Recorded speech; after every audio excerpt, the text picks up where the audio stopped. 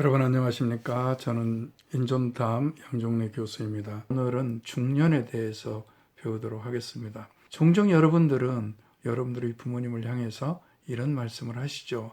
우리 부모님은 나를 너무 몰라요 라고 한다든지, 엄마는 나를 너무 몰라, 나에게 대해서 너무 무관심해 라고 한다든지, 아니면 아버지는 늘 좀 껄끄러운 존재, 이런 존재로서, 아니면 부모님과 대화하다가 한 5분 정도 지나면 다시 분노가 쌓이고 또 마음의 문을 닫아버리는 그런 일들을 왕왕 경험할 것이다 라는 생각을 합니다. 그래서 나의 부모님이 나를 너무 모른다고 생각할 때가 참 많죠. 자, 그런데 저는 반대로 여러분들에게 질문하고 싶은 것이 있습니다. 부모님이 여러분들을 잘 모르신다면 여러분들은 부모님에 대해서 얼마나 알고 있으신가 하는 것입니다. 여러분들은 이제 성인입니다. 그렇죠? 모두가 다 이제 밀레니엄 세대들이 20세가 되고, 이제는 여러분들을 성인 대우하고 여러분들의 인생을 결정하고 선택하고 그렇게 인생을 항해야 하는, 그래서 누구가 무엇이라고 이야기할 때 난 더 이상 어린애가 아니에요, 나를 어린애 취급하지 마세요, 나도 어른이에요 라고 소리치고 싶을 겁니다. 자, 그러면 내가 어른이 되었을 때에는 어른으로서의 책임이 시작된다는 것을 의미합니다. 여러분, 이제는 어머니가 또 아버지가 늘 나를 이해해 줘야 된다라고 생각했다면, 이제는 여러분들이 부모님을 이해해 줘야 할 시기가 시작되었다는 뜻을 가집니다. 그러면 나는 부모님을 얼마나 이해하고 있는가라고 하는 것이죠. 그것이 바로 어른의 시작입니다. 그러면 자, 내 부모님을 나는 얼마나 알고 있을까? 저는 여러분들에게 이 노래를 추천해 드리고 싶습니다. SG 워너비 김진호가 부른 가족사진입니다. 어른이 되어서 현실에 던져진 나는 철이 없는 아들, 딸이 되어서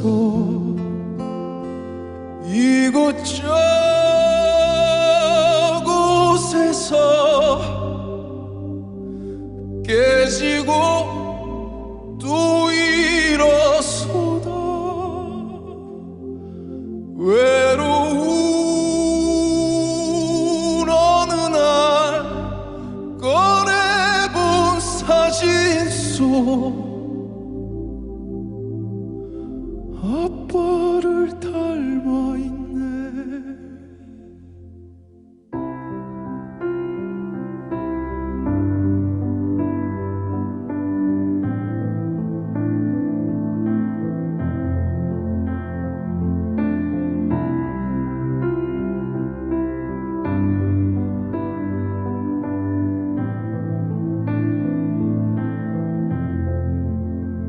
내 젊음 어느새 기울어 갈 때쯤 그제야 보이는 당신의 날들이 가족 사진 속에 미소 띤 젊은 우리 엄마, 꽃 피던 시절은 나에게 다시 돌아와서 나를 꽃 피우기 위해 걸음이 되어버렸던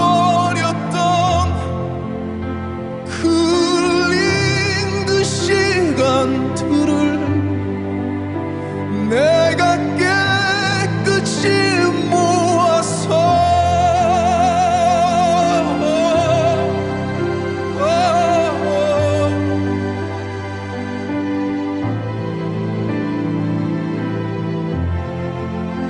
당신의 웃음꽃 피우기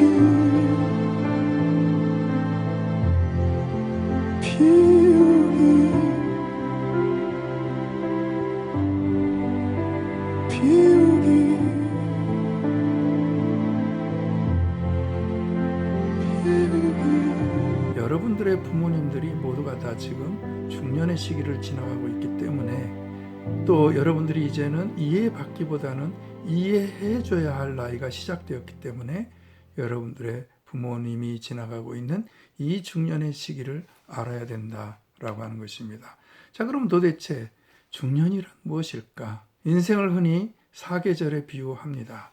예를 들어서 이제 태어나서 약간 여러분들이 갓 지나온 사춘기 시대까지를 우리는 봄이라고 이야기할 것입니다.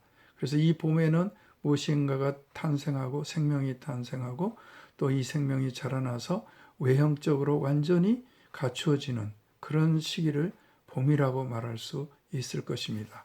이제 여름이라고 하면 여러분들의 시기를 의미할 수 있습니다. 혈기왕성하고요, 가장 에너제틱하고요, 또 활동력이 강한 시기, 그리고 또 목표를 세우고 그 목표를 향해서 돌진해가고 무엇인가 강철이라도 또 어떤 장애물이라도 내가 뚫고 지나갈 수 있는 그런 강력한 에너지를 가지고 또 집중력을 가지고 항해해가는 시기, 여름이라고 비유할 수 있는 바로 여러분들의 시기를 의미합니다. 다음에 이제 가을을 이야기합니다. 가을은 아마도 중년기가 이 가을에 해당되겠죠. 이렇게 혈기왕성하고 내 목표를 향하여 가고 또 무엇인가를 이제 성취해가고 결실을 맺어가고 열매를 맺어가는 그런 시기이죠. 그런데 이 가을은 열매를 맺고 무엇인가를 수확하고 무엇인가를 성취하는데 마음 한 구석이 시린 계절이잖아요.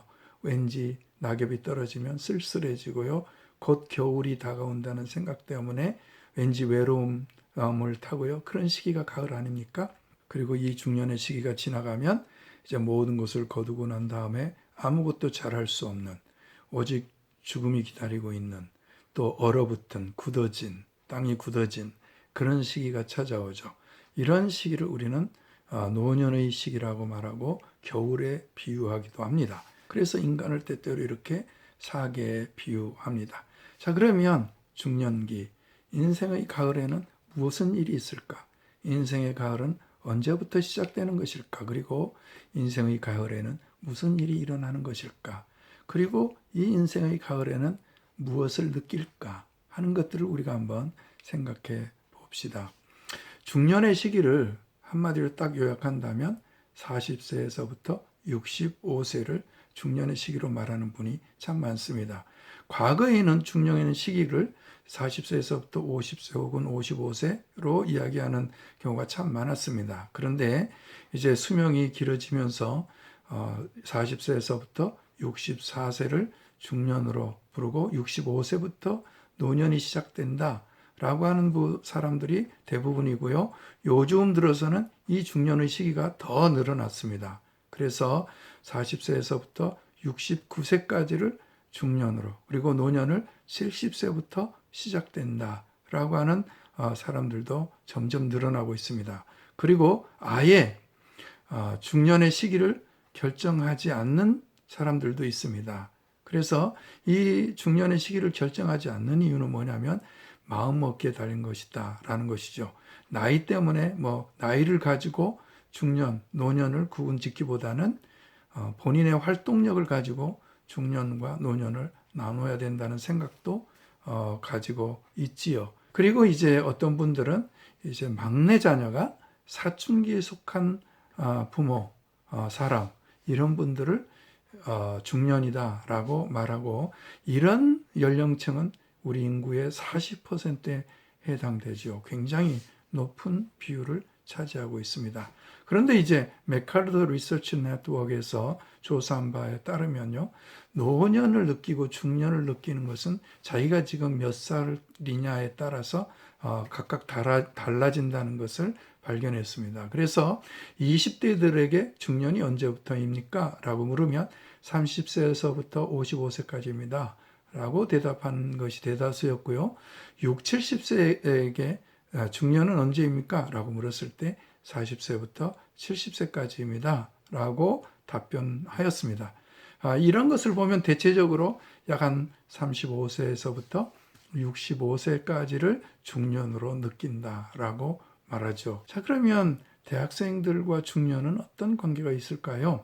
뭐 거듭 강조하지만 여러분들의 부모님이 다 중년기에 해당할 것이고, 그렇기 때문에 중년기에 대한 이해가 없으면 부모님과의 소통도 제대로 이루어질 수 없고, 또 부모님과의 갈등도 쉽게 해소되지 못하고, 또 부모님들을 이해할 수도 없습니다. 여러분들이 중년기를 생각할 때 꼭 기억해야 될 키워드가 있습니다. 그것이 뭐냐면 변화예요. 또 한 가지 키워드는 사춘기입니다. 자, 여러분, 사춘기는 어떻습니까?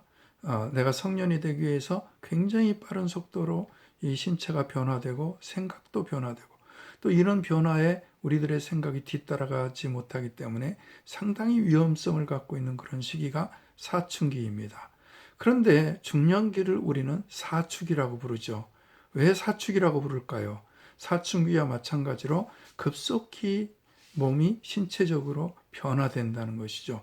감정적으로 또 변화되고 사회적으로도 변화됩니다. 그리고 이런 변화에 생각이 제대로 따라가 주지 못하기 때문에 상당한 위험 요소를 안고 있는 것이 우리 중년기 시기입니다. 이것을 여러분들이 꼭 기억하셔야 돼요. 그래서 여러분들이 중년기를 생각할 때 중년의 위기라는 단어를 떠올리지 마시고, 중년에는 변화라고 하는 키워드와 사축이라는 키워드, 이 두 가지를 꼭 기억하시기를 바랍니다. 그래서 이 중년기 때는 개별화를 완성시켜야 돼요. 자기 실현이니까 내가 인생을 40살 동안 혹은 60살 동안 살아오는 동안에 내가 어떤 인생의 목표를 가지고 내가 성취하려고 했던 어떤 무엇인가가 있었고, 또 인간으로서 내가 어떻게 내 인격을 성숙시키고 완성시킬 것인가에 대한 그런 개념들이 있었어요. 그래서 이 중년기에는 자신의 인생에 대해서 갖고 있었던 이런 것들, 자기 실현이 완성되는 그런 시기입니다. 그래서 이것이 의식의 세계이든 아니면 무의식의 세계이든 이 두 가지가 합쳐져서 자기를 온전히 실현시키고 완성시키는 시기입니다. 다음에 이제 이 중년기에는, 인생의 전반기에는 내 성격이라든지 아니면 내 생각이라든지 이것이 분명했어요. 예를 들면 나는 외형적인 사람이야, 아니면 나는 내향적인 사람이야. 아마 여러분들도 그런 생각을 분명히 갖고 있을 겁니다. 외향적인지 내향적인지. 아니면 우리가 이런 감각적인 기능도 마찬가지예요. 어떤 때는 나는 좀 센시티브하고 감각적인 사람, 무엇인가 보고 느끼고 여기에 민감한 사람이야 라고 생각하거나, 아니면 나는 굉장히 직관적이야, 뭘 한번 딱 보고 그냥 생각하고 행동에 옮겨버려. 이런 분명했어요. 나는 좀 감정적인 사람이야 라고 생각하는가 하면, 나는 좀 깊이 사고하는 그런 생각을 너무 많이 하는 사람이야. 이렇게 분명했어요. 이렇게 쏠림 현상이 있다는 것이죠. 그런데 중년의 시기가 되면 내향적인 것, 외향적인 것, 아니면 또 감각적인 것, 직관적인 것, 이런 것들이 점점 가운데로 모아져서 외향적일 것 같기도 하고 외향적일 수도 있고, 또 감각적일 수도 있고 직관적일 수도 있고, 또 생각이 너무 많은 것 같기도 하다가 때로는 감정적인 것 같고, 이렇게 좀 서로 이렇게 두리뭉실해진다 하는 것이 중년기의 시기입니다. 그래서 이 인생의 중년기에 접어들면 한쪽으로 쏠리는 이것이 무의미해지고, 또 인간 정신의 모든 시스템에 대해서 깨달음이 오고, 또 그 모든 것들이 통합이 되고, 감각적인 것과 직관적인 것이 통합이 되고, 좀 생각이 많은 것과 감정적인 것들이 통합이 돼서 이제 균형을 이루게 되는 그런 시기가 바로 중년기의 시기다라고 하는 것입니다. 또 한 가지, 중년기에는 모든 것들을 초월할 수 있어요. 내가 무엇인가를 깨닫게 되고, 인간이라는 건 그래 라고 이렇게 깨달아지니까 그것이 이해가 되어지고 깨달아지고, 그 경계를 뛰어넘게 되는 겁니다. 과거에는 내가 옳다고 생각하면 이거만이 옳아라고 거기에 초점을 맞추고 거기에 몰입하게 되었잖아요. 그런데 이제 나이가 먹고 중년기에 접어들게 되면 상대방이 그렇게 생각하는 것에 대해서 내가 이래서 제가 그렇게 생각하는 거구나, 나하고는 좀 다르지만 그럴 수도 있겠다, 이렇게 이해가 되게 됩니다. 그리고 그런 것들을 초월하기 시작해요. 질이나 문화나 인종의 차이가 없이 모든 인간들은 보편적으로 그런 행동을 하는 것이다 라고 하는 것을 깨닫게 되는 것이에요. 그래서 나만의 경계, 지금 이제 사춘기 때는 분명히 자아 정체성이 형성이 돼야 되죠. 그런데 그렇게 형성이 된 자아 정체성을 기반으로 해서 이제 우리가 40세까지 살아왔다면 이제 40세가 넘어가면서 또 다른 사람의 자아와 다른 사람의 세계와 다른 사람의 환경을 이해하게 되면서 그 경계를 뛰어넘게 된다는 것입니다. 아, 그래서 제가 저렇게 행동하는구나. 아, 그래, 이해할 만하다 하고 이해하게 되는 것이죠. 다음에 이제 찾아오는 것이 변화예요. 영혼과 신체의 변화예요. 아까처럼 이런 생각과 성격이 조금씩 변화되는가 하면 또 반대로 신체적으로도 변화가 일어나요. 그래서 여성은 남성 호르몬이 많이 증가됩니다. 그래서 좀 더 남성적이 되고 남성은 또 여성적인 그런 신체 변화가 많이 일어납니다. 그래서 애니마와 애니무스라고 하는데 애니마는 남성 속에 있는 여성성이에요. 또 애니무스는 여성 속에 있는 남성성이에요. 그러니까 남성이면서도 내재되어 있는 여성성이 있고 또 여성도 마찬가지로 남성성을 갖고 있어요. 어느 정도는 일정 부분은. 그리고 이것이 중년기에 접어들면서 점차로 이게 변화돼요. 그러니까 이 점을 꼭 기억하셔야 됩니다. 그리고 그렇기 때문에 이런 남성성, 문화적인 그리고 사회적인 성에 대해서 자꾸 이해하려고 하면 안 돼요. 단지 이것이 무의식에서 억제되고 잠체되어 있을 뿐이에요. 이걸 꼭 여러분들이 기억하시기 바랍니다. 그래서 이런 중년기의 변화에서 또 한 가지의 특징은 뭐냐면 삶의 목표가 재정립되게 돼요. 그러니까 여러분들의 시기 때 인생의 목표를 가지고 나는 이걸 이루면서 내 삶에서 이것을 완성시키기 위해서 하고 계속 내달려 오다가 중년기가 되면 이제 그런 목표들이 어느 정도 성취가 되기도 하고 또 그 목표들이 조금씩 이렇게 어저스팅 돼요. 그래서 이제 다시 재조정되는 거죠. 그래서 이제 새로운 후반기, 인생 후반기의 목표를 재정립하고 또 다른 목표를 가지고 이 중년 이후를 살아가야 할 그런 필요성들이 제기가 됩니다. 이것이 바로 중년기의 특징이에요. 다음에 이제 에릭 에릭슨은요, 사회적인 심리가 계속 8단계로 발달된다고 생각했어요. 그래서 예를 들면 영아기, 초기 아동기, 또 놀이기, 또 학교 다니는 학년기, 더 나아가서는 사춘기, 청년기, 장년기, 성숙기 이렇게 8단계로 사회적인 어떤 생활을 하면서 이런 심리가 발달되어져 간다고 해요. 그러면 중년기는 40세에서 65세, 에릭 에릭슨은 초창기에는 60세까지를 장년기로 봤지만 또 그도 연령을 좀 늘렸어요. 그래서 40세에서 65세까지를 우리 장년기 혹은 중년으로 보고 있는데 이 시기에는 무엇이 발달돼야 되냐면 왕성한 생산성이 왕성해야 된다는 거예요. 이 시기에는. 그러니까 인생의 초창기를 살면서 내가 목표를 가지고 그거를 위해서 우리가 공부도 하는 거잖아요. 그거를 위해서 내가 취업도 하는 거잖아요. 그리고 또 승진도 하고요. 그래서 이제 그렇게 내가 어떤 인생의 목표를 성취해가고 또 승진도 하고 결혼도 하다 보면 이 중년기가 되면 이제 그런 것들이 모아져서 왕성한 생산성을 만들어내야 돼요. 이게 이제 장년기고 중년기입니다.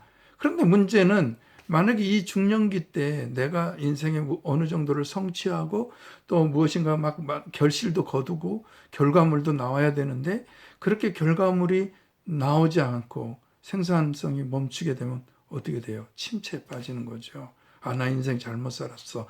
회의에 빠지는 거죠. 내가 지금까지 뭐 했지? 죄책감에 빠지는 거죠. 그러니까 여러분 인생이라는 것도 굉장히 오래 살 것 같잖아요. 너무나 많은 것들이 남아있는 것처럼 보이잖아요. 그렇지 않아요. 굉장히 빠르게 지나가고 여러분들의 시기에 해야 할 일들을 제대로 하지 않으면 그리고 그걸 자꾸 점프하고 하고 싶어 해요. 내가 공부하는 시기에는 내가 공부를 해야 되는데 그리고 나를 준비시켜야 되는데 우리는 그렇지 않잖아요. 너무 지루하고 힘들고 하니까 빨리 이 시기를 점프업해서 사회로 진출해서 내가 뭔가 다른 직장 생활을 한다더니 다른 거 하고 싶어 하잖아요. 그죠? 내가 결혼 정년기까지 내가 기다려야 되는데 그 시기를 점프업하고 빨리 결혼하고 싶잖아요. 그러니까 어떤 친구들은 막 동거도 하고 막 그러지 않습니까?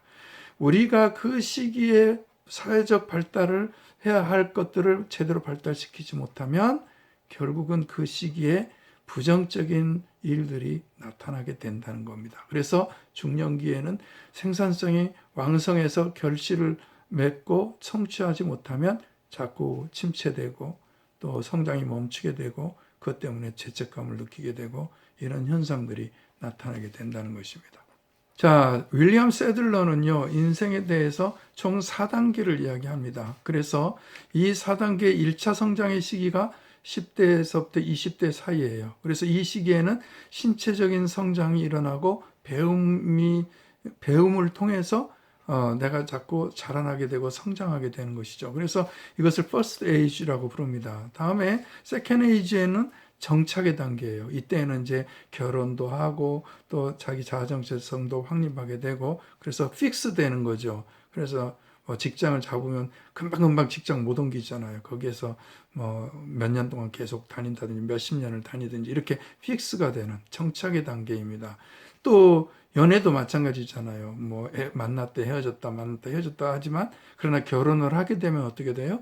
이제 그 배우자와 픽스가 돼서 오랫동안 고정적인 그런 생활을 하게 되죠. 그래서 세컨드 에이지가 정착의 단계라고 말해요. 그런가 하면 third 에이지가 있어요. 이 third 에이지가 중년기예요. 이때는 2차 성장을 이루어야 할 시기예요.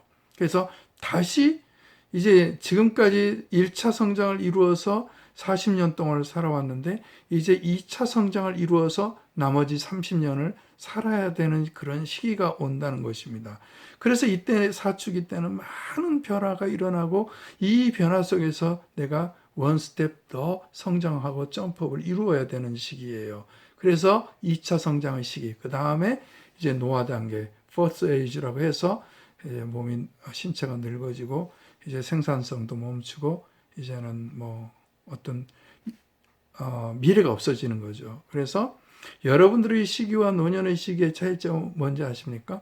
여러분들의 시기는 미래, 앞을 내다보고 가는 시기예요. 그런데 노년의 시기는 자꾸 뒤를 돌아다보는 시기가 돼요.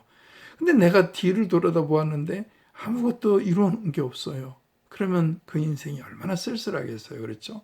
그래서 오늘의 중년기에는 바로 2차 성장을 이루어야 하는 단계. 그래서 이 성장을 통해서 앞으로의 30년을 내가 살아가야 하는 그런 단계가 바로 중년의 시기다. 많은 분들이 중년의 위기에 대해서 이야기해요. 칼 융은 정신적이거나 심리적인 어떤 조정, 제가 아까도 얘기했지만 어저스트 된, 그러니까 사춘기 때 내가 목표를 세우고 40년을 살았고 이제 그렇게 살다 보니까 내가 다시 이제 조일 건 조이고 또 목표를 다시 재정립할 건 재정립하고 이렇게 어저스트 해야 될 그런 시기가 왔다는 의미입니다. 그래서 이때 이제 이런 것들을 다시 어저스트 해야 되니까 위기가 찾아온다는 의미로 이렇게 중년의 위기라는 말을 사용했어요. 그런데 이제 오늘날 우리 한국에서는 이런 중년의 위기를 자꾸 그 개념 자체를 왜곡시키고 있어요. 어떻게 왜곡시키냐면 제가 이제 드라마나 영화를 자꾸 여러분들에게 이렇게 비판적으로 보는 말들을 참 많이 하는데 이제 드라마나 영화들은 자꾸 이 어떤 한 것을 초점에 이렇게 너무 침소봉대하는 그런 특징이 강하잖아요. 그런데 문제는 뭐냐면 드라마나 영화가 사람들에게 주는 영향력은 굉장히 크지 않습니까? 그렇기 때문에 제가 굉장히 여러분들에게 이걸 조심해서 받아들이라고 계속해서 비판적으로 지금 드라마나 영화를 이야기하는 거예요. 그런데 여러분들이 한번 보십시오. 중년의 위기만을 보더라도 중년의 위기를 다루는 드라마나 영화를 보면 어때요? 전부 다 부부 사이의 어떤 갈등, 권태기, 외도, 혼외정사 이런 것만 다루고 있잖아요. 중년의 위기를. 그러나 사실은 제가 아까 얘기했지만 중년기의 위기라는 건 변화를 의미하는 거예요. 신체적으로, 정신적으로, 사회적으로 겪는 변화를 의미하는 거지 그 시절에 이혼하고 권태기 겪고 그런데 실제로 여러분 이혼 연령을 보더라도요. 중년기 때 이혼하는 게 아니에요. 중년기 초반 아니면 중년기 이전에 이혼의 위기를 겪어요. 그러니까 여러분, 이런 중년기 문제는 이혼이라든지 아니면 뭐 이런 문제보다는 사실 변화라는 의미가 굉장히 강하다 하는 점들을 여러분들이 꼭 기억하고, 또 그런 변화는 사축이라는 그런 변화라는 것을 기억하시면 오해가 없을 거라고 생각합니다. 그러면 우리 부모님들이 겪는 신체적인 변화는 어떤 것들일까? 잠깐 제가 말씀드렸지만 폐경기에서 겪는 그런 변화들을 겪습니다. 호르몬이 변화되고요. 또 그것으로 인해서 불면증이나 열이나 심계양진이나 골다공증이나 이런 것들이 찾아오죠. 그래서 제 아내도 지금 이런 신체적 문제들을 겪고 있는데요. 순간적으로 막 열이 찾아오기 때문에 막 이불을 덮지 못하고 막 이불을 다 차게 되고, 또 어느 순간에는 이제 이 열이 빠져나가면 또 이제 막 추워서 이렇게 힘들어하고, 그런 것들을 제가 옆에서 목도하면서 굉장히 안타까울 때가 한두 번이 아닙니다. 그래서 이런 신체적인 변화를 겪습니다. 다음에 이제 호르몬 변화가 찾아오니까요, 이제 여성들의 경우에는 굉장히 독립적이고 주도적이 돼요. 반면에 굉장히 허무해지고요. 내가 자녀들을 키우느라 이렇게 애쓰고 노력을 했는데 나는 아무것도 이룬 게 없는 것 같아요. 나는 그저 그냥 내 인생은 별 볼 일 없는 것 같아요. 그런 것 때문에 우울증과 또 자살 충동에 시달리게 됩니다. 또 남성들의 경우에는 역시 신체적으로 노화가 일어나고, 특별히 또 호르몬 변화가 일어나기 때문에 성욕도 저하되고, 또 전립선의 또 질환도 많이 겪게 되고, 그러니까 이제 나는 남성으로서 더 이상 끝이야 라는 생각 때문에 또 오히려 자신감이 위축되죠. 또 피로감, 계속해서 피로감이 찾아오고, 또 머리가 벗겨지고요. 또 이런 머리가 벗겨진 거 사람들 싫어하잖아요. 그러니까 본인은 또 얼마나 그것 때문에 스트레스를 받겠습니까? 그러니까 점점 자신감도 위축되고, 또 저만 하더라도요, 과거에는 뭐 책상에 의자에 앉아서 뭐 몇 시간이고 연구에 몰두할 수 있었지만 지금은 그렇게 몰두하기가 어렵습니다. 집중력이 자꾸 저하되는 거죠. 그리고 또 내가 이러면 안 되는데, 또 아이들이 자라나고 은퇴할 때도 가까이 다가오면 자꾸 강박관념에 사로잡히게 돼요. 초조해지고요. 그러니까 그러다 보니까 이제 또 호르몬 변화에 따라서 굉장히 감성적이고 또 부인에게 의존하는 의존적이 되게 됩니다. 과거에는 우리 아빠가 그러지 않았는데 술 드시면 가끔씩 우시기도 하고, 또 드라마를 보면서 막 눈물을 감추려고 막 이렇게 애쓰기도 하고요. 그러니까 얼마 전에 우리 김성재 아나운서 짤이 유행했잖아요. 그죠? 트로트인가요? 임영웅이 노래할 때 눈물을 감추기 위해서 이렇게 고개를 젖히는 그런 모습들을 보면서 막 이렇게 돌아다녔지 않습니까? 왜 그럴까요? 중년기에 그런 변화를 겪는 거예요. 슬픈 노래를 들으면, 또 슬픈 드라마를 보면 자기도 모르게 이렇게 눈물이 나오는 거예요. 예, 이게 여러분들의 부모님이 지금 겪고 있는 문제다라는 것을 꼭 기억하십시오. 중년기에 작아지는 남성들, 난장이가 되는 그런 중년기에 대한 멋진 칼툰이 있는데요. 굉장히 약해져요, 중년기가 되면. 다음에 무드에 사로잡히고요. 다음에 자꾸 자신감이 저하돼요. 내 자신이 이거 옳은 거야? 옳은 인생을 산 거야? 옳게 된 거야? 자꾸 자신감이 상실돼요. 그러니까 의존적이 되고, 또 권태기가 찾아오니까 자꾸 이혼에 대한 압박감. 얼마 전에 여러분 뉴스에 보셨을 겁니다. 한국인 중년의 4분의 1이 이혼할 확률이 있다. 25%죠. 그러니까 얼마나 높은 수치입니까? 다음에 자꾸 술에 의존해요. 뭐 종교적 이유 때문에 제가 말씀드리는 거 절대 아닙니다. 술이든 담배든 한번 여러분들이 손을 대면 거기로부터 내가 벗어나고 싶어서 그 술과 담배에 노예가 되어버려요. 끊을 수가 없게 돼요. 그런데 우리의 착각은 뭔지 압니까? 나는 얼마든지 끊을 수 있어. 나는 안 마시고 싶으면 얼마든지 안 마실 수 있어. 이것 때문에 우리가 못 끊는 거예요. 다음에 이제 소속감이 사라져 버려요. 그러니까 직장도 이제 명퇴하고 퇴직해야 되고요. 이런 문제가 지금 중년기의 남성들이 겪는 그런 작아지는 모습들이에요. 그런가 하면 여러분들의 어머니가 폐경기를 겪으면서 또 갱년기에 접어들면서 겪는 문제들도 있어요. 하나는 자꾸 가려워져요. 예, 그래서 자꾸 몸을 긁습니다. 그러니까 만약에 여러분들의 어머니하고 같이 차를 타고 가다가 부모님들이 자꾸 이렇게 긁는다고 해서 엄마 창피해 죽겠어. 라고 하면 신체적인 변화가 그렇게 찾아오니까요. 또 이제 어머님들이 자꾸 무엇인가를 까먹어요. 그러니까 내 키 어디 있지? 가스불 껐나? 그러니까 이제 자꾸 까먹게 되면 어떻게 되겠습니까? 내가 이거 치매 아닌가? 이런 의심이 들겠죠. 그러면 얼마나 불안하겠습니까? 그죠? 다음에 이제 자꾸 졸아요. 때만 되면 막 자꾸 이렇게 꾸벅꾸벅 좁니다. 다음에 어떤 때는 굉장히 우악스러워져요. 그러니까 막 지하철 타면 막 비집고 막 자리 찾으려고 두리번거리고요. 이게 이제 중년기 여성들이 겪는 변화예요. 그러니까 여러분들이 부모님을 위해서 자리를 좀 대신 잡아주세요. 그러면 부모님이 창피를 당하지 않아도 되지 않겠습니까? 다음에 이제 몸이 자꾸 저렇게 뚱뚱해지고요. 다음에 이제 감정적인 변화가 일어나요. 그래서 순간적으로 막 우리 엄마가 조울증 아니야? 의심이 들 정도로 굉장히 기분이 좋아졌다가도 또 어느 순간 갑자기 우울해지고 슬퍼지고 어떤 때는 또 막 깔깔 웃으시다가 또 어느 순간 확 감정이 격해져서 분노하고 그런단 말이에요. 그러니까 그런다고 해서 자꾸 부모님에게 짜증내면 안 되죠. 왜 엄마는 왜 갑자기 좋아졌다가 갑자기 화낼 일도 아닌데 화내는 거야? 안 되는 거예요. 예, 만약에 여러분들 그렇게 대응하면 어때요? 부모님이 엄마가 슬퍼지는 거예요. 내가 인생을 이렇게 살았나? 내가 이래도 되는 거야? 더 초라해지고 더 작아지는 겁니다. 다음에 이제 땀을 자꾸 많이 흘리게 돼요. 이런 변화들이 신체적인 변화입니다. 중년기에는 가정적으로 또 사회적으로도 변화가 많이 일어납니다. 부모님이 다 돌아가시죠.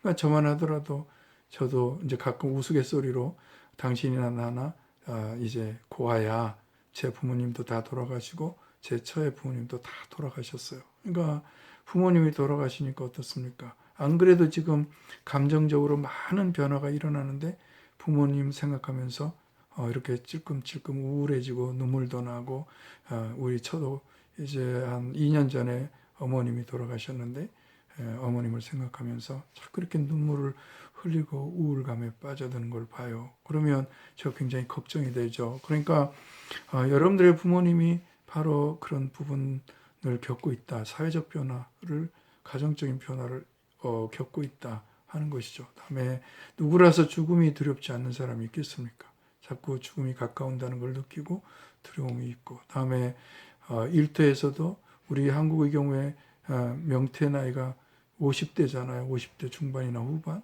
그러면 이제 그 이후로 직장에 자리를 차지하고 있으면 또 혹시 젊은 사람들이 나를 그냥 비웃지 않을까, 뒷담화하면서 뭐 지금까지 저러고 있어라고 말하지 않을까. 그러면 점점 스트레스 받는 거죠. 또 이제 사회가 변화되고 또 전자기기가 많이 발전되니까 컴퓨터 못 쓰는 부모님들 있을 수 있어요. 그렇잖아요. 사용법 잘 익히지 못하는 이런 기기들 잘 익히지 못하는 그런 부분들 있을 수 있어요. 여러분들이 지금 온라인 강의를 들으시지만 온라인 강의를 하면서 그저 음성만 내보내는 교수님들도 있을 수 있고 또 PPT만 내보내는 그런 교수님들도 있을 수 있어요. 그러면 이제 교수 본인은 또 얼마나 스트레스를 받겠습니까? 그것 때문에. 그죠? 그러니까 바로 이게 중년기에 겪어야 하는 그런 문제점들이에요. 은퇴를 준비할 나이죠. 다음에 이제 빈둥지 증후군. 여러분들은 이제 온라인 강의를 듣고 있으니까 가정이 있으실지 모르겠지만 그렇지 않다면 다 학교 기숙사나 아니면 원룸으로 다 가정을 떠났지 않겠어요? 그러면 이제 부모님 두 분만 덩그러니 집에 있어야 돼요. 퇴근하고 두 사람이. 그러면 대화가 얼마나 많겠습니까? 식사할 때나 대화하지요. 그러면 이제 텔레비전 앞에 소파에서 두 분이 서로 대화 없이 텔레비전을 보고 있다든지 아니면 소파에서 그냥 졸고 있다든지 뭐 상상이 되지 않겠습니까? 그러면 그 심리적으로 어떻겠습니까? 내가 이렇게 살아도 되는 거야? 하는 그런 생각을 갖게 되겠죠. 다음에 성취나 좌절을 겪게 되기도 하시겠고요. 중년기의 감정적인 변화들도 많습니다. 심리적으로 불안하고 침울하고 주변 환경에 민감하게 반응하고. 왜냐하면 그런 변화들이 자꾸 이제 이 인생의 중심부에서 점점 밀려나서 인생의 무대 저편으로 살아가니까요. 자꾸 불안하고 침울하고 또 주변 환경 때문에 민감하게 반응하기도 하고 제가 나를 싫어하는 거 아니야? 내가 이렇게 일하고 있는데 내가 빨리 떠나기를 원하는 거 아니야? 이런 것들 때문에 그래서 이제 쉽게 화내기도 하고 고독에 빠지기도 하고 나이 들어간다는 거에 대해서 두려움과 허물을 느끼기도 하고, 다음에 이제 이런 부담에서부터 자꾸 벗어나고 싶어요. 자녀 교육의 부담, 또 부모님 양육에 대한 부담, 이거 벗어나고 싶어요. 우리 부모님이 끼인 세대라고 말하지 않습니까? 여러분들에게 제가 통계를 보여주기도 했지만 지금 여러분들의 세대에서 내가 부모님에 대해서 부양의 책임을 져야 되라고 생각하는 사람이 30%도 되지 않습니다. 그런데 지금 여러분들의 부모님들은 어떻습니까? 자녀들 양육하고 부모님을 부양해야 된다는 의무감을 갖고 있는 세대잖아요. 그러니까 자신은 열심히 부모님을 부양을 했는데 자녀들로부터는 전혀 부양의 책임을 느끼지 못하는 세대 속에서 살고 있는 것이에요. 그래서 빨리 이 속박으로부터 벗어나고 싶어 하는 것이 부모님들이에요. 다음에 이제 부부간의 대화도 마찬가지죠. 무슨 부부간의 대화의 주제들이 그렇게 매일 샘소처럼 솟아나겠습니까? 이 폭이 넓지 않아요. 그러니까 최악의 경우에는 권태기라고 판단하고 이혼하는 경우도 있지요. 다음에 이제 정신적으로나 건강이 자꾸 퇴화되고 있다는 것을 인식해요. 그래서 죽음을 직면하고 있고 미래를 내다보면 죽음밖에 보이지 않아요. 어떤 인생의 희망도 보이지 않고요. 또 건설적인 어떤 긍정적인 희망이 보이지 않아요. 그러니까 자꾸 과거를 뒤돌아보게 되는 것이고 자꾸 여러분들에게 기대하게 되는 거죠. 그래서 여러분들에게 잔소리하는 거예요. 내가 살아보니까 꼰대가 되는 거죠. 너 이렇게 해야 되는 거야, 저렇게 해야 되는 거야, 그래야 실수 안 해 하고 자꾸 얘기하는 것입니다. 다음에 이제 기존의 가치나 인생의 목표가 다시 재정이 되고 또 나를 돌아보면서 성찰하는 시간들이 더 많아지는 겁니다. 이런 변화에 대해서 내가 어떻게 대처해야 되느냐라고 하는 것이죠. 긍정적인 대처를 할 수도 있고 부정적인 대처도 할 수 있어요.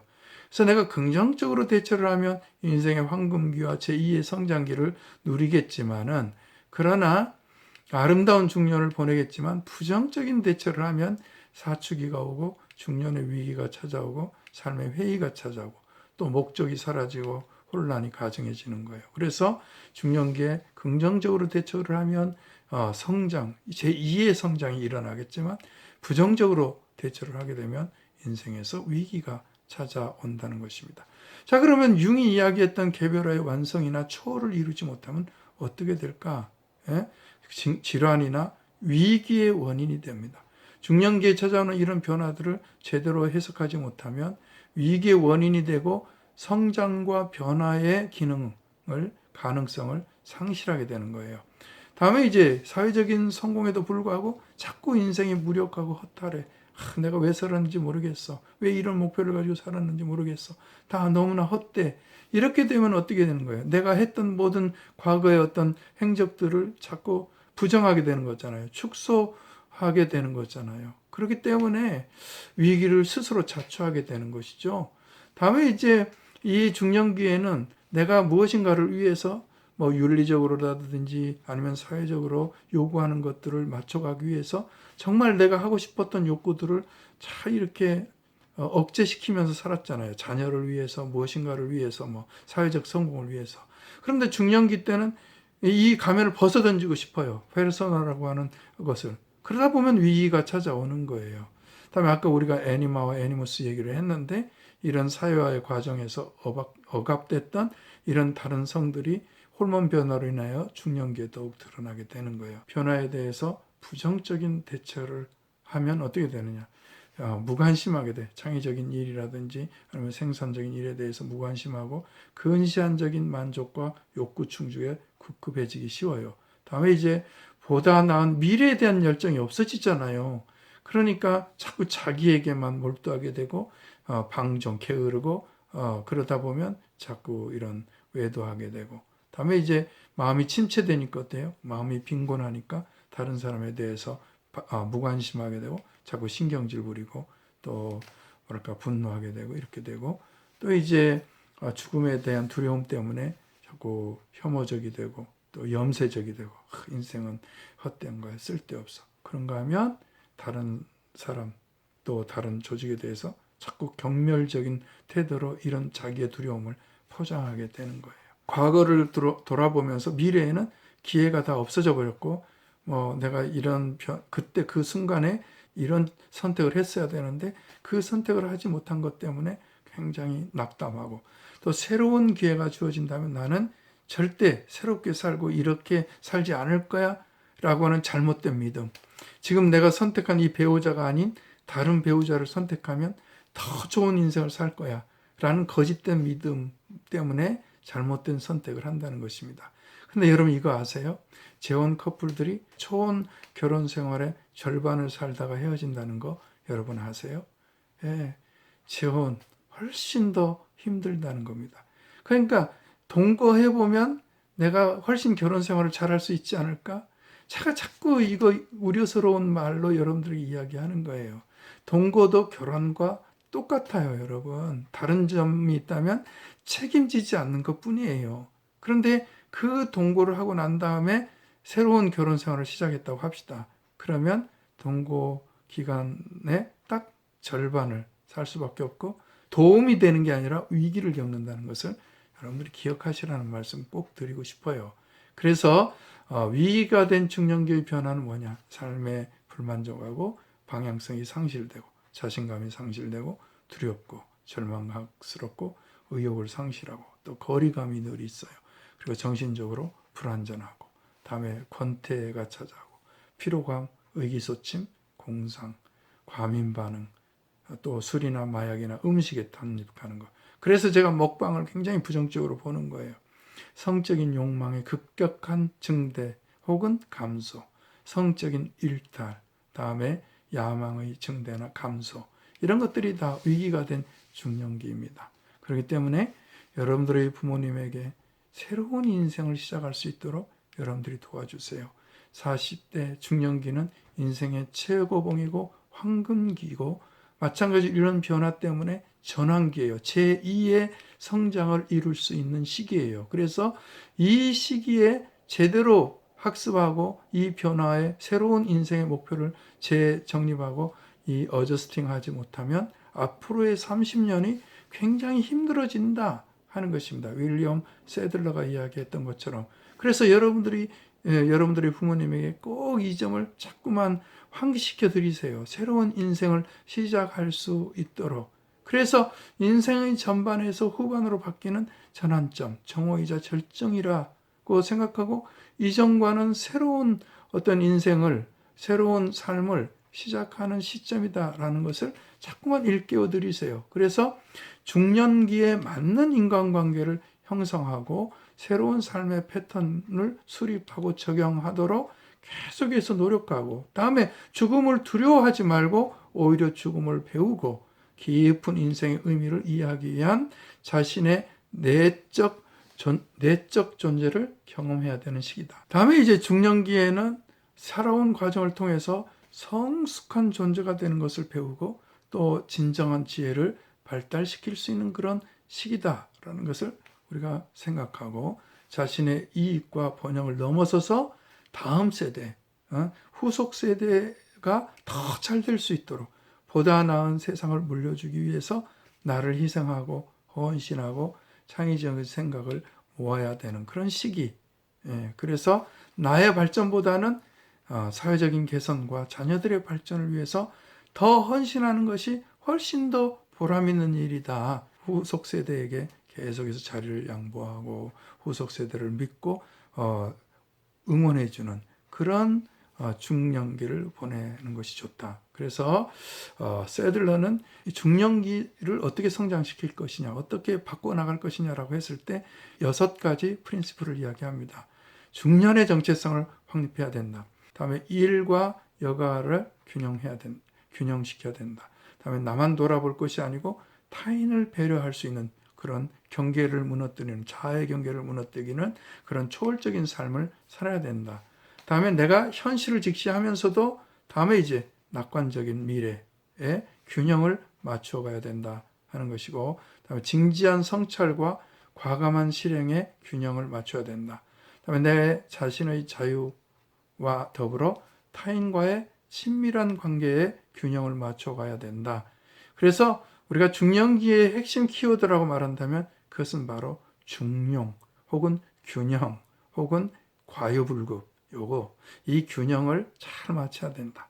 다음에 팩이라고 하는 사람은 내가 중년기를 내가 어떻게 적절하게 대처할 건가라고 했을 때 자꾸 이때는 막 체력이 저하되니까 막 근육 단련시키고 막 이런 것보다는 오히려 정신력을 강화시키는 것이 굉장히 중요하다. 다음에 이제 성기능이 감퇴된다고 막 강장제 먹고 막 성욕을 증정시키기 위해서 막 몸부림 치는 것보다는 오히려 부부간의 새로운 관계, 동료로서 부부관계를 재정의하고 이 위기를 극복해 가야 된다. 다음에 이제 부모도 죽고 친구도 죽고 또 어떤 경우에는 이제 배우자도 죽고 그다음에 자녀들은 자꾸 독립하고 그러니까 애정의 대상들이 자꾸 상실되기 때문에 이제 새로운 대인 관계를 자꾸 발전시키려고 애를 써야 돼요. 내가 지금까지 형성해 왔던 그런 대인 관계가 아니라 다른 대인 관계. 그렇기 때문에 이런 다른 대인 관계를 형성하려면 어떻게 해야 되겠습니까? 자꾸 어떤 단체에 나가야 되죠. 교회도 출석하고 아니면 이런 주민센터도 자꾸 나가고 이렇게 해서 다른 사람과 대인 관계를 자꾸 새롭게 해야 돼요. 다음에 이제 과거를 생각하면서 이걸 꼰대라고 부르잖아요. 그러니까 나이가 먹으면 이 사고가 픽스되기 쉽습니다. 너무 자기 경험을 우선적으로 생각하면서 내가 경험해 보니까 말이야 이걸 우상화하기 쉽죠. 이게 이제 중년기 자칫 잘못하면 범하기 쉬운 오류예요. 그러니까 이 꼰대에서부터 탈피를 해서 생각을 자꾸 유연성을 갖기 원해요. 그러니까 내 시대의 내 상황과 내 입장에서 그것이 워킹하고 성공했을지 모르겠지만 그러나 똑같은 상황이라도 다른 사람은 실패할 수 있는 거거든요. 그러니까 이걸 생각하면서 자녀들이나 아니면 후속 세들에게 내가 권면은 이야기하고 내 생각을 이야기하고 경험을 이야기해 주는 건 좋지만 그것을 강요해서는 안 된다는 거예요. 너 이렇게 해야 성공해. 이거는 아니다라는 거죠. 그러니까 이런 사고의 유연성을 또 개방성을 융통성을 자꾸 이렇게 확대해 가도록 애를 써야만 한다. 다음에 이제 월퍼트 옥스퍼드 대학의 교수인 월퍼트는 중년기에는 종교적인 믿음이 굉장히 중요하다고 이야기해요. 전 참 안타까운 것은 뭐냐면 우리 한국의 경우에는 굉장히 무신세대 사회거든요. 그러니까 종교를 막 무턱대고 막 이렇게 비판하고 종교에 대해서 막 굉장히 경멸하고 막 모욕적인 언사를 하는 분들이 굉장히 많습니다. 근데 여러분은 생각해 보세요. 왜 세계 인구의 95%가 유신주의자입니다. 꼭 이 기독교의 신을 믿는 게 아니라 모든 신들을 다 이렇게 통합해 볼 때 우리가 상상외로 유신주의가 굉장히 많아요. 그럼 왜 인간들은 그렇게 신의 존재를 믿겠습니까? 여러분 꼭 기억하세요. 이게 인간이에요. 그러니까 여러분들이 부모님이 혹시 이런 무신적 생각을 갖고 있다면 종교 생활을 통해서 새로운 대인관계 또 중년기 제2의 성장을 이룰 수 있고 새로운 사고방식, 생활방식 이것을 형성해 갈 수 있도록 권유해 드리는 것이 굉장히 좋다 하는 것입니다. 다음에 이제 신체적인 변화에 대해서도 적절하게 대처하는 것이 굉장히 중요해요. 그래서 식습관도 바꾸고 이런 삶의 습관들도 세속적인 것에 대해서 막 자꾸 더 큰 욕망을 갖기 쉬워요. 노년일수록 막 더 이렇게 자기 자리를 연연하고 막 이러기 쉬운데 그거를 다 버리고 좀 더 사회적이고 정신적이고 심리적인 변화에 적절하게 변화에 대처하고 특별히 이런 영적인 건강에 관심을 기울여야 돼요. 이런 세계보건기구에서는 사회적, 신체적, 정신적 건강만을 이야기하는 게 아니고 영적인 건강을 굉장히 강조합니다. 그러니까 여러분들도 영적이라고 하면 무조건 종교적인 것이라고 생각하지 말고 이 영적인 것 그리고 영성을 전부 강화시켜야 돼요. 제발. 다음에 이제 중년기일수록 인간관계가 자꾸 축소되기 쉬워요. 왜냐하면 직장에서도 떠나야 되죠. 부모님은 자꾸 돌아가시죠. 친구들도 자꾸 죽죠. 배우자도 죽죠. 그러니까 자꾸 인간관계가 축소되거든요. 여러분 저 통계를 한번 보십시오. 많은 친구가 있는 노년기의 사람들은 그렇지 않은 사람들에 비해서 사망률이 22%나 낮다고 합니다. 다음에 이제 결혼한 사람이 독신보다 훨씬 행복하다고 합니다. 여러분 13,000명이 표본이니까 뭐 표본 오차가 굉장히 적겠죠, 그죠? 다음에 결혼한 남자가 독신 남자에 비해서 자살률이 훨씬 더 떨어져요. 또 일하는 주부보다 가정주부가 더 행복하다라고 하는 통계도 있습니다. 그러니까 중년기에 이런 점들을 생각하면서 변화를 수용하고 새롭게 탄생하려는 노력, 또 삶의 한계를 인식하고 무엇보다도 신을 인식하고 경건한 인생을 좀 더 영적으로 성장해서 더욱더 경건해진다면 좀 존경하는 마음이 막 이렇게 드는 그런 중년기가 된다면 얼마나 좋겠어요. 그래서 이런 경건한 인생을 살도록 애쓰고 하나님을 찾아서 삶의 의미와 목적을 새롭게 하고 새로운 삶을 설계한다면 이 중년기가 훨씬 더 아름다운 중년이 되지 않겠습니까?